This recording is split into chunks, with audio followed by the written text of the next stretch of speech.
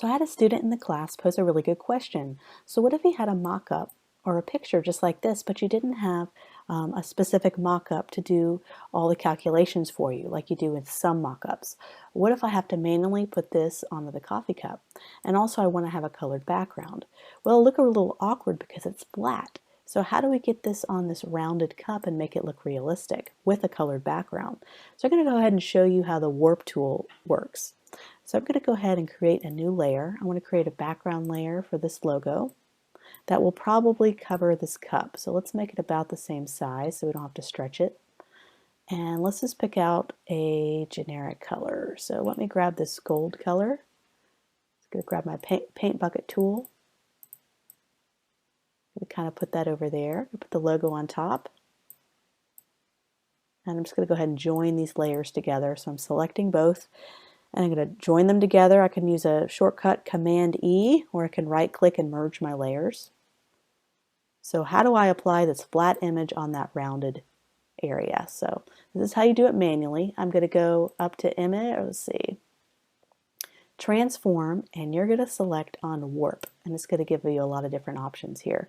It's going to give you, I guess it's about 12 different points that you can manipulate. And I like to go over to my opacity and reduce it so I can see the object I'm trying to match it against.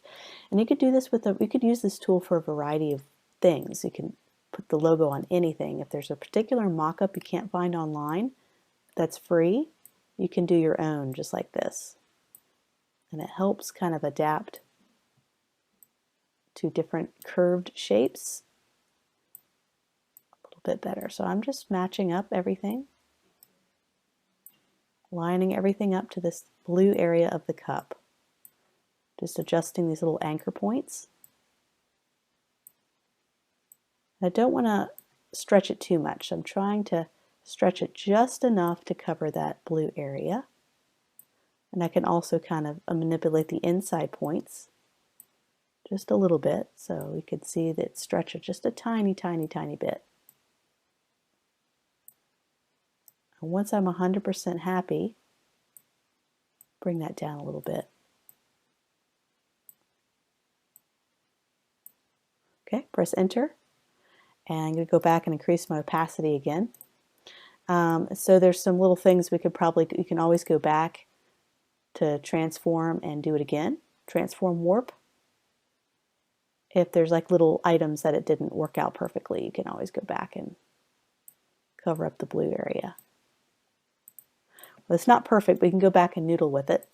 Well, how do we make it look 3D? Well, it's a couple things we can do. We can go ahead and grab our dodge and burn tools. We're going to start out with a burn tool, and you use the burn tool to make shadows. So I'm going to make I have a nice large feathered brush. That's a feathered brush. I'm just going to paint on some shadows.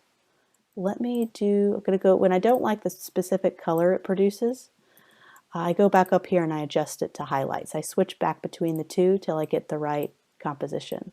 So I'm just drawing some highlights to make it a little more 3D, or shadows and highlights.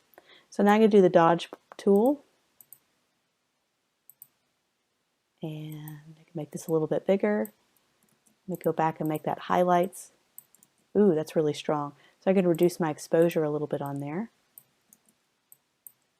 And maybe a little bit more.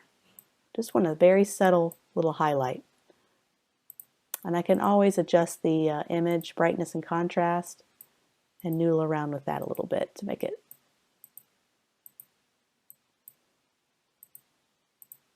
And there you go.